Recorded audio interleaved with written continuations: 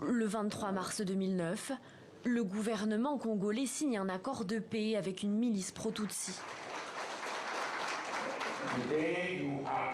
Aujourd'hui, vous mettez derrière vous la culture de la guerre, la culture de la violence.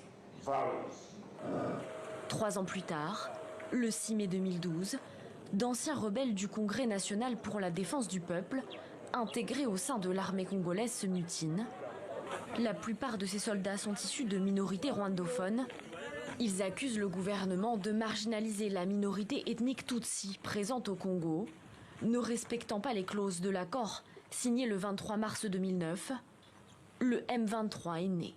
Avec cet arsenal ici, nous sommes capables de combattre pendant même 5 ans sans reculer. Les rebelles sont équipés. Ils font reculer l'armée congolaise et s'emparent d'une grande partie de la province du Nord Kivu. En novembre 2013, les habitants de Goma fuient. Le M23 s'est emparé de la ville. En décembre, les rebelles sont finalement chassés de Goma. Le mouvement est dissous dans le cadre d'un accord de paix régional. Les membres du M23 sont alors désarmés et déplacés dans des camps en Ouganda. Mais le gouvernement congolais promet, il réinsérera les ex-soldats. Près de 10 ans plus tard, fin mars 2022, les rebelles quittent leur camp et attaquent l'armée congolaise.